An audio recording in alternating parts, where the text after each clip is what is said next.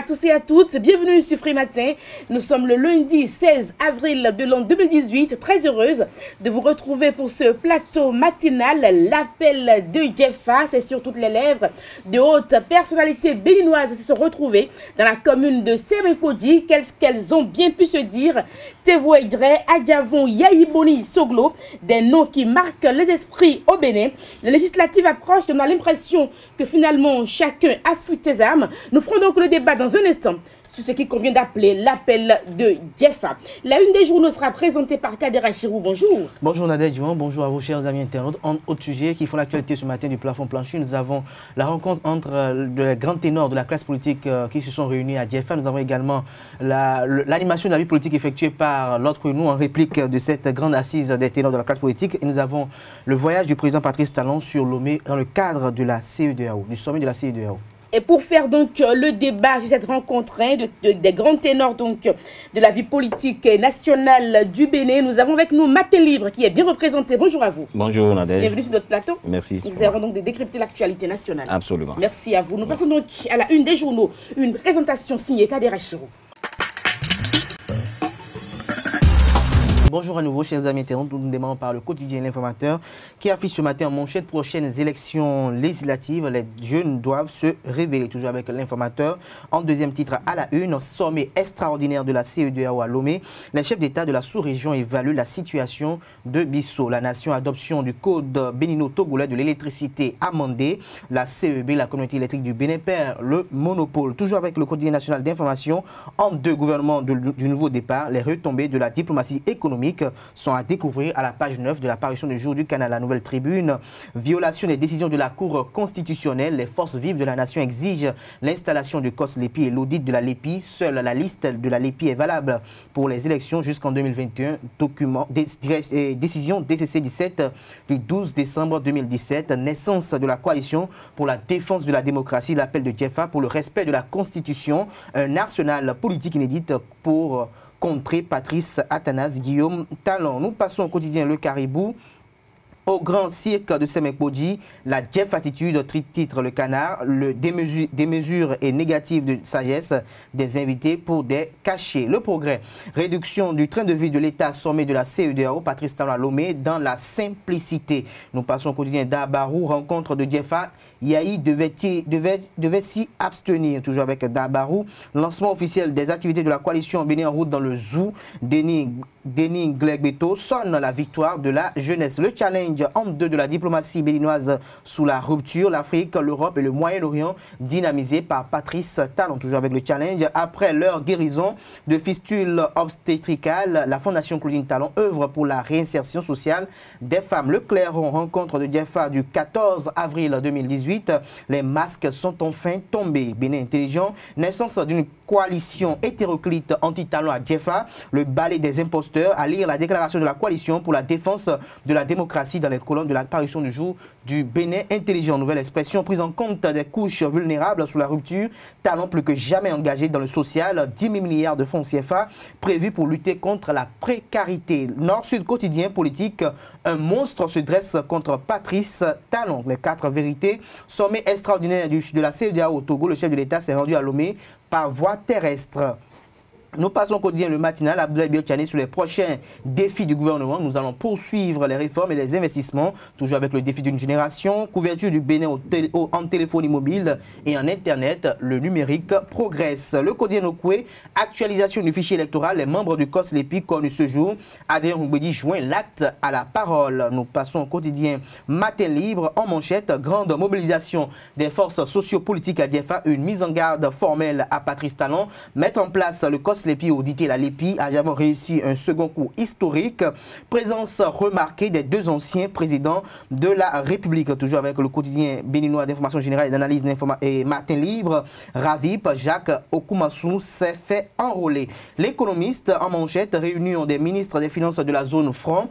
Pas de dévaluation du franc CFA, toujours avec le même canal. Construction du plus grand port d'Afrique au Nigeria. Une menace pour l'économie du Bénin. Soleil Bénin Info, politique de microcrédit aux plus pauvres. pauvres sous la rupture. 2 ans après, des milliers de femmes impactées sans tabou ni trompette. 9000 Béninois ont été formés pour l'opérationnalisation de la microfinance digitale. L'opinion aujourd'hui, accès aux services de téléphonie et d'internet mobile au Bénin. Le gouvernement réduit sensiblement la facture numérique, le pays émergent.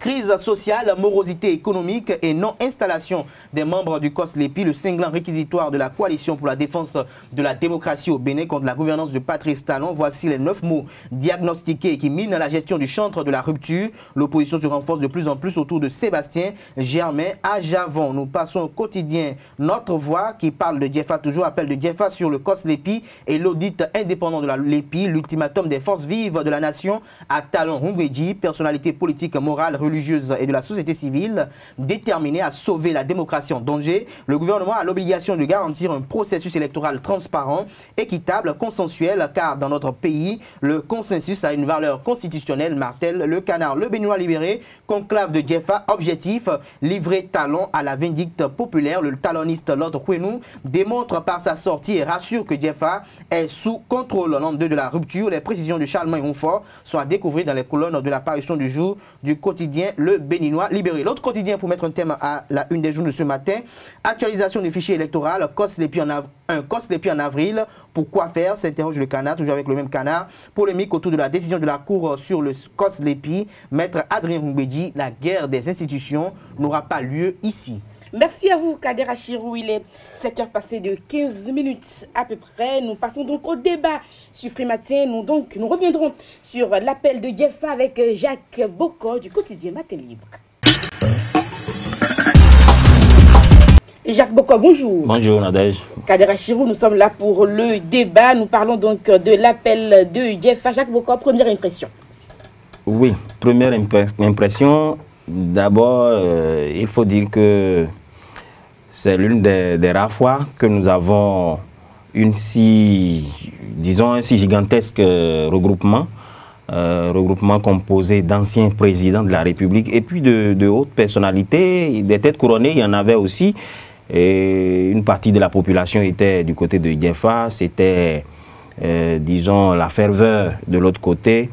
Je constate tout de suite que l'opposition est en train, disons, de s'organiser. Voilà. Et on l'avait déjà bien prédit, on avait dit qu'après 2 ans, on allait voir un tout petit peu clair dans le jeu politique national. Kader Achirou, est-ce que finalement, comme l'a titré un quotidien ce matin, Yahi Boni aurait pu s'abstenir et ne pas venir en personne à cette rencontre-là? Oui, j'aurais voulu que Boni Yahi s'abstienne parce que si dans le cas de figure, tous ceux qui ont pu faire le déplacement n'ont pas pu faire le déplacement pour le congrès des FCBE à Parakou. C'était également l'occasion aussi pour montrer au chef de l'État qu'il pouvait aussi se faire, c'était pas le même contexte. Pour se faire représenter. Je trouve que c'est un congrès, c'est une activité politique qui pour moi n'a pas de grande renommée, de grand impact parce que j'ai comme l'impression que nous assistons à un match de football où l'arbitre, qu'est le peuple béninois, a demandé à Patrice Talon de sortir pour que Boni Yahi rentre. Parce que j'ai la même affiche comme en 2016 où il était question du second tour où toutes les forces sont réunies contre la machine FCBE. C'est également la même affiche. Sébastien Germain Javon, Nicéphore de Soglo, Albert Evo et bien d'autres. Je pense que le peuple béninois n'a pas besoin de ce théâtre. Le peuple béninois n'a pas besoin de cela parce que j'estime pour ma part qu'il est temps aujourd'hui qu'on puisse aller à une opposition plus inclusive et plus participative. J'aurais voulu voir ces grands ténors s'enfermer dans une salle avec les centrales et convenances syndicales pour essayer d'échanger avec eux sur les fondements de la tension sociale aujourd'hui. C'est vous qui viendrez dire après qu'ils ont manipulé les syndicalistes. Si je pense qu'il pourrait le faire à travers un débat ouvert. Il pourrait le faire également à travers divers procédés, à travers diverses procédures qui pourraient quand même... Non, il n'y aura pas d'autres problèmes. Il n'y aura pas d'autres problèmes si véritablement on sentait l'effet de la chose. Si on sentait l'effet de la chose, vous allez voir que même ceux du gouvernement également allaient applaudir quand même cette action assez salvatrice de la classe de l'opposition. Mais on a comme l'impression que c'est une association qui vise quand même un tant soit peu à vouloir effrayer un homme qui n'est pas dans la poursuite de vouloir fléchir face à ceux qu'il a eu à côtoyer par le passé, qui maîtrisent beaucoup. Donc je pense que qu'est-ce que les jours prochains vont nous réserver? Je pense que la seule personne qui, moi, sa présence m'inquiète beaucoup, c'est Boni Yahi. Boni Yahi parce que je me rappelle encore dans le passé, comme c'était hier, comment tous ceux-là par le passé ont eu à le combattre, comment tous ceux-là par le passé ont eu à dire des choses assez sordides sur sa personne, ont eu à quand même jeter de l'opprobre sur sa gouvernance et qu'ils se retrouvent aujourd'hui à leur côté pensant qu'ils sont là dans l'intérêt supérieur de la nation. Je pense que c'est du dupe. Et j'invite les uns et les autres à peut-être alerter Boni Yayi de ne pas se faire encore berner, de ne pas se faire faire la poche parce que à y voir de près cette guerre, Patrice Talon et autres, renchérit ou bien enrichit certaines personnes, enrichit certaines franges de la population parce qu'elles estiment qu'il n'y a que cela qui peut peut-être animer la vie politique et fait croire à Boni Yayi que Patrice Talon c'est son ennemi, Patrice Talon c'est celui qui fait mal aujourd'hui. Patrice Talon, je pense que ce soit Lionel Zinsou, que ce soit Patrice Talon, que ce soit encore Sébastien Germain Adjavon qui avait pris le pouvoir le 6 avril 2016, les choses se passeraient pratiquement la même chose. Il y aurait peut-être une différence, un petit minime, une petite connotation qui ne serait pas assez forte pour pouvoir montrer une vraie divergence de la gouvernance. Donc je pense pour ma part que ce qui se passe aujourd'hui n'est pas assez impactant, n'est pas assez inquiétant, parce que, je vais finir par mon intervention en disant que par le passé, on a eu à connaître, on a eu à voir que les grands électeurs n'ont plus un véritable impact sur les populations quand il s'agit de questions électorales. Parce que vous allez voir si véritablement les grands électeurs avaient toujours leurs impacts. Je pense que en 2016, Zinsou serait passé véritablement comme un chaos, comme l'avaient prédit les partisans de ce candidat. Mais il est passé au premier tour, mais il n'est pas passé avec le suffrage qu'on aurait estimé, parce que les grands électeurs n'ont plus véritablement le poids. Également, pareil aussi pour Sébastien Germain Adjavon, il serait venu largement en deuxième tête, vu tout l'arsenal politique qu'il avait, vu les hommes charismatiques qu'il avait autour de lui en matière de politique, il n'est pas venu en deuxième position. Donc c'est la preuve que les grands électeurs n'ont plus véritablement un impact. Et les populations aujourd'hui, que les gens disent qu'il y a une ferveur aujourd'hui à Diefa, il y a une ferveur à tel endroit, il faut reconnaître que même si Patrice Talon se rendait à Diefa, il y aurait eu la même ferveur. Même si Lionel Zinsou venait à Diefa, il y aurait eu la même ferveur. Même si toute personne qui a quand même une cote de popularité venait à Diefa, il aurait la même ferveur. Donc qu'on ne reste pas là. Exactement comme l'autre nous aussi qui s'est amusé. On va pas inviter l'autre dans notre débat parce que c'est un débat très très sérieux. Alors Jacques Bokor, finalement, ce qui est bon, c'est qu'en fait, beaucoup de personnes pensent que c'est du théâtre. Et moi, je me dis, politiquement, il faut faire attention. Parce qu'à force de dire que c'est du théâtre, on risque de dormir sur les lauriers et on risque de ne pas venir voir ces hommes-là qui peuvent surprendre, Jacques Bokor. Oui, vous avez parfaitement raison, Nadège. D'abord, attardons-nous un peu sur le fond. Qu'est-ce que ces hommes sont allés faire à Diefa? Ils sont allés tirer, en fait, la sonnette d'alarme par rapport à la non-installation du COS Lépi, par rapport à la situation de crise sociale, notamment dans le secteur de l'éducation, avec les enfants qui sont à la maison, le non-respect des décisions de la Cour constitutionnelle, entre autres. Si nous prenons ces trois faits, ce sont quand même des faits qui sont fondés. Et puis, dans un régime démocratique, moi je suis de ceux qui pensent qu'on devait avoir au-delà des institutions de régulation, on devait avoir des organes, des instances de contre-pouvoir comme, disons, l'Assemblée nationale qui devrait jouer normalement son rôle pour qu'on n'arrive pas à ces genres de dérives reprochées au pouvoir en place. On devrait avoir une opposition bien organisée.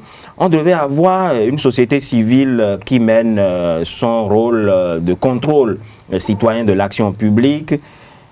Mais, quoi qu'on dise, il y a quand même une certaine société civile qui essaye de jouer le rôle. L'opposition, vaille que vaille, disons, réduite jusque-là à certaines personnalités. Et le samedi dernier, on a pu avoir un autre contingent qui s'est ajouté, des figures, disons, de proue, même des figures de la coalition de la rupture qui avait soutenu Patrice Talon. Ça veut dire que, quelque part, il y a un signal fort. Il y a un signal fort à cette assise de Diefa.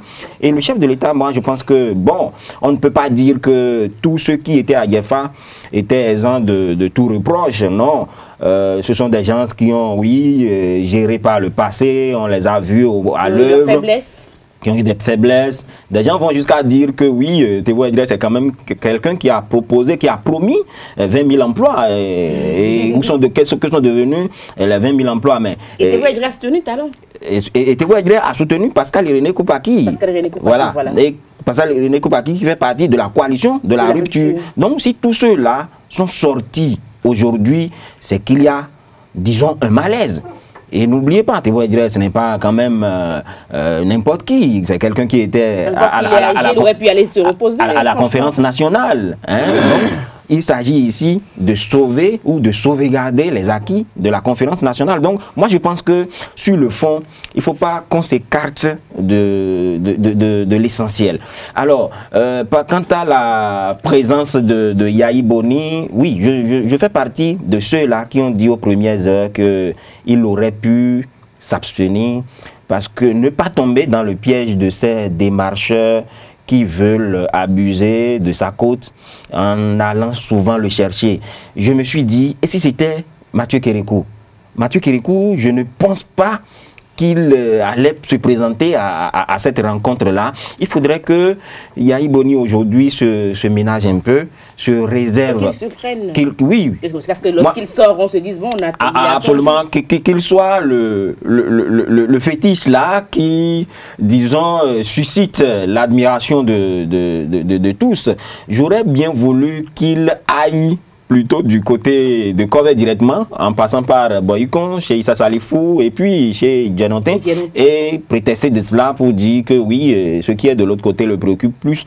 Et envoyer, il y avait Amos Selegbe, il y avait l'ancien ministre de la Défense, Yarou, qui sont des FCBE, qui pouvaient le représenter valablement. Si ce n'était que sa signature, moi je pense qu'il pouvait faire procuration, surtout que ce dont il s'agit ici, c'est de sa gouvernance qu'il est question. Les gens vont vous dire que oui, il a passé 10 ans et que ce sont les 10 ans là qui nous ont amenés à ce que nous vivons, là où nous sommes actuellement, à ce que nous vivons actuellement. Mais quand il s'agit de l'intérêt général, moi je pense que bon, nul n'est de trop pour construire ce pays. Et comme je l'ai dit tantôt, il n'y a que le fond est là. Aujourd'hui, l'Assemblée nationale a convoqué une plénière pour désigner les membres du COS-LEPI. Mais après combien de mois? Après la sommation du COS et de la Cour constitutionnelle, c'était depuis décembre, le 12 décembre. Hein, décembre, janvier, février, mars, avril. Il a fallu 5 mois avant que... Il a fallu des pressions. Il a fallu des pressions aussi. Et nous, c'était ces pressions. Et je pense que l'assise de Djefa fait partie de ces pressions. Donc, il ne faut pas qu'on dise que oui, qui sont-ils? Ce sont même des gens qui ne s'entendaient pas hier. Oui, Théo Edré et Nicéphore Soglo ont eu des démêlés, ont eu à se cogner. Absolument, ce n'était pas la lune de miel. Et de ces regroupements, on en a vu, et c'est propre au Bénin. Quand l'enjeu est de taille, moi je pense que les gens n'hésitent pas à se réunir, à laisser, comme un sursaut patriotique, à laisser leur ego, à laisser leurs différends de côté. Et je pense que l'assise de Djefa entre en ligne, puisque en 96 par exemple, vous avez vu Théo Edré et Adrien Mbedi sur le même podium. J'ai encore en idée ou en mémoire cette image. Théo Edré vient ici, c'est Mbedi qui lui disait ça. Nous avons vu également en 2016 Mbedi, la RB, et puis d'autres personnalités qui ne supportaient pas forcément les 9 dernières années de Yahi Boni, mais qui ont supporté, absolument, qui ont supporté Lionel Zinsou. Aujourd'hui, Mbedi est avec Patrice Talon alors qu'il ne l'avait pas soutenu au départ pour la présidentielle. Donc moi je pense que ces alliances de nature, de contre-nature, c'est propre au Bénin. Lorsque l'intérêt se déplace, alors les gens n'hésitent pas à se retrouver spontanément. Voilà. Kader Achim, j'ai envie de dire que finalement Yahi Boni est resté fidèle parce qu'on sait quand même que c'est un peu l'homme qui aime se faire voir et puis ça doit bien lui manquer. Donc il se fait un tout petit peu voir et il est allé jusqu'à couler des larmes, les larmes à polémique. Finalement, qu'est-ce qu'on retient de Djefa? La marque polémique, je pense que c'est l'expression significative de l'homme qui ne partage pas ce qui est en train d'être fait. Il est une lapalissade de constater ou de comprendre que tout ce qui se passe aujourd'hui aurait été Boni Yahi aux commandes. Ça ne se passerait pas comme ça parce qu'il est assez émotif et il fléchit très rapidement.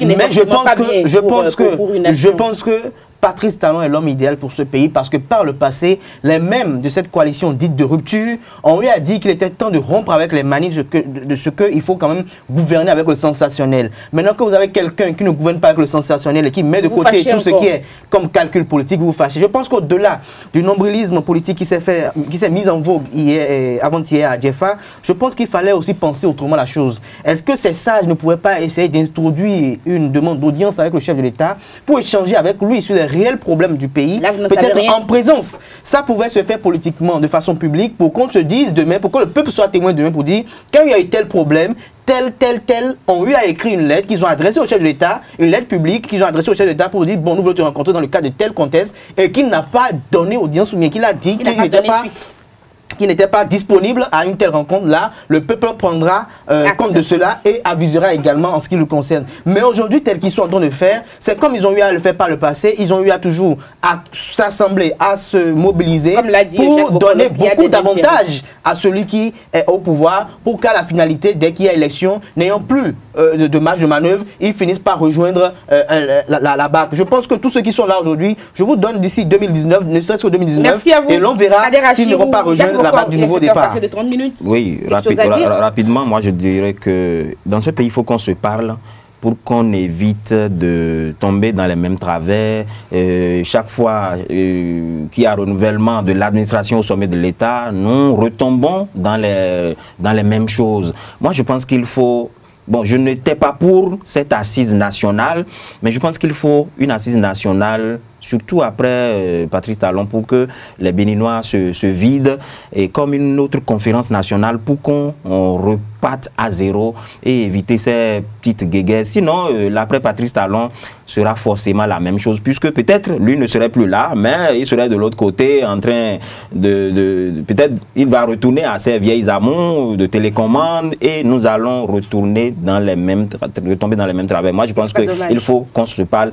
Et au-delà, il faut que ce qui a été dit à Djefa soit suivi, surtout l'installation du COS Lépi et puis l'audit de la Lépi, parce que vous n'êtes pas sans le savoir. Aujourd'hui, on ne sait pas si c'est la Lépi ou on va extraire du Ravip, alors que c'est ça. Il y a une confusion. Alors que c'est cela qui va provoquer, disons, la détonation. Donc, il ne faudrait pas qu'on en arrive. Il faut que les choses se passent dans les règles de l'art, qu'on installe le COS Lépi et que chaque institution puisse jouer convenablement son rôle. Merci à vous, Jacques Bokor. Vous êtes du quotidien Matin Libre qui est dans les kiosques ce matin. Absolument. Merci à vous, Kader Hachimou. C'était le débat sur Free Matin. Nous passons au deuxième plateau. Nous parlerons donc handball en sport, cyclisme aussi. Et nous allons faire avant le bulletin matinal d'information que nous allons vous proposer dans un instant. Les sports, la Rosa Diagono, bonjour. Bonjour Nadège. Nous parlerons rente et nous parlons cyclisme, c'est ça? Exactement ça. Tout à fait. D'accord. Et puis avec vous, Kales Kitome, le bulletin matinal d'information. Bonjour. Bonjour Nadège. Chers amis internautes, bonjour.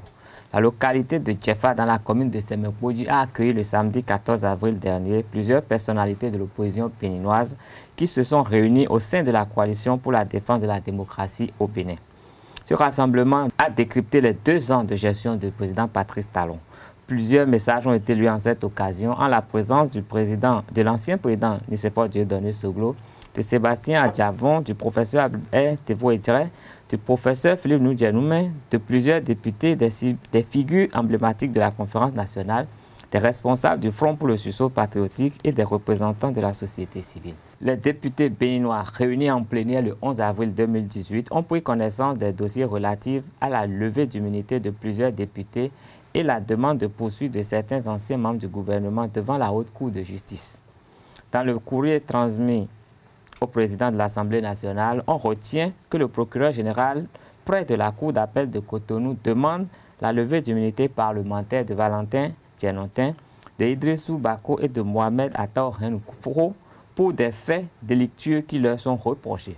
Une seconde lettre fait cas de la poursuite devant la Haute Cour de justice de Valentin Djenotin, de Aboubakar Yaya et de Komi Koutié, des anciens ministres du gouvernement. Maître Adrien Roubedi a décrit la procédure à observer dans chacun des cas avant d'affecter le courrier à la commission des lois. Le ministre des Affaires étrangères et de la coopération, Aurélien Agbenossi, était devant la représentation nationale le jeudi 12 avril. Il a fourni à cette occasion des explications au sujet de la situation des Béninois expulsés du territoire algérien et laissés au Niger, et celle des migrants subsahariens en territoire libyen. Les services de l'ambassade du Bénin au Niger ont accordé une assistance humanitaire aux personnes en difficulté selon le ministre Agbenossi. La situation serait revenue à la normale. Il s'agissait, selon les investigations menées auprès de l'ambassade du Bénin près l'Algérie, des personnes présumées béninoises qui se sont retrouvées dans des situations délicates. L'Afrique du Sud a rendu hommage le samedi 14 avril à Winnie Mandela, une des figures emblématiques de l'African National Congress ANC et de la lutte contre l'apartheid. Décédée le 2 avril 2018, elle a eu droit à une cérémonie d'hommage au stade d'Orlando le 14 avril en présence de sa famille, des grandes figures de l'ANC, des présidents étrangers et des membres de l'opposition devant une foule de 35 000 personnes. En prélude à cette cérémonie, l'ambassade de la nation arc-en-ciel au Bénin a organisé un office funèbre en l'honneur de Maman Africa.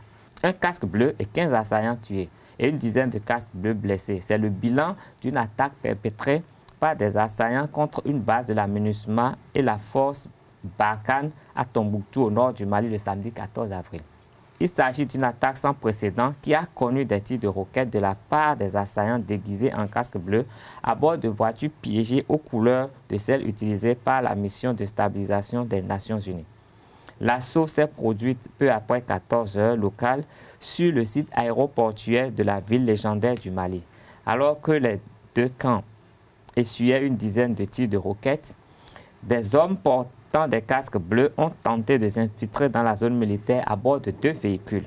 Selon un communiqué du ministère de la Sécurité du Mali, un des véhicules portait les couleurs des forces armées maliennes et l'autre les sigles UN des Nations Unies. Le premier a pu exploser tandis que le second a été immobilisé. Le président américain Donald Trump est sur le point d'annoncer de nouvelles sanctions contre la Russie. Après les frappes aériennes sur la Syrie il y a 2 jours, c'est une nouvelle conséquence de la présumée attaque à l'arme chimique menée par Bachar el-Assad et l'échec du vote de la résolution des Nations Unies pour condamner les frappes aériennes sur la Syrie. Moscou est considéré comme un allié de Damas que Washington ne veut pas affranchir de toute responsabilité dans ce nouveau drame qui a fait plusieurs dizaines de morts civiles.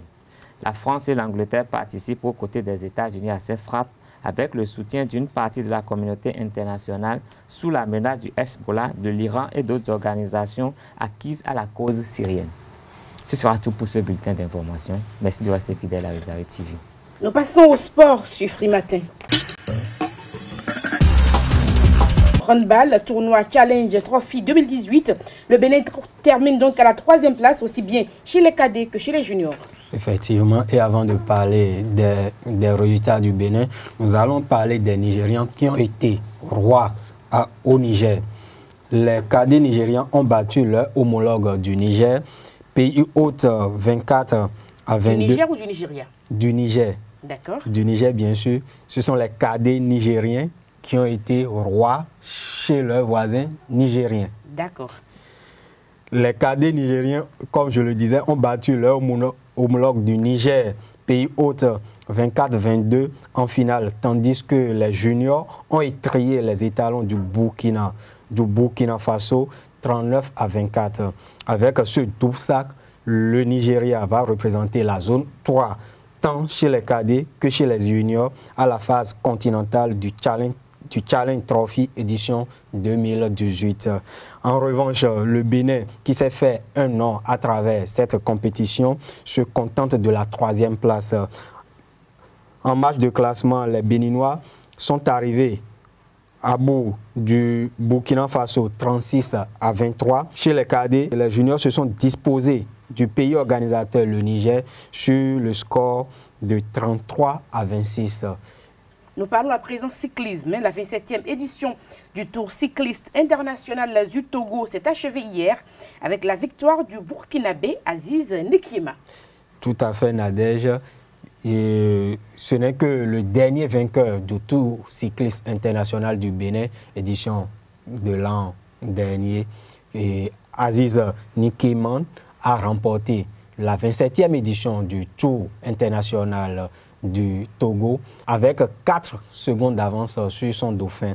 Et il est également le vainqueur du Tour de Faso 2013. Nous reviendrons sur, nous donnerons plus de détails dans les prochaines éditions sur ce Tour cycliste international du Togo. Merci à vous, Larios Ayagbeno. Juste une information pour finir. Le tirage au sort des demi-finales de la Ligue européenne des champions a eu lieu plutôt le vendredi dernier et le Real hérite du Bayern Munich. C'est que c'est les deux demi-finales. Quand on prend les résultats, le Real compte 29 demi-finales dans cette compétition européenne et le Bayern 19. Donc c'est les deux équipes. 19 pour le Bayern. 19, oui, 19 pour le Bayern. Donc c'est les deux équipes qui comptent le plus de présence en demi-finale dans cette compétition européenne. Et de l'autre côté, c'est le remake de la finale de 1984 entre le Liverpool et la Roma. Donc les matchs allés sont prévus pour les 24 et 25 avril prochains et la manche retour une semaine plus tard.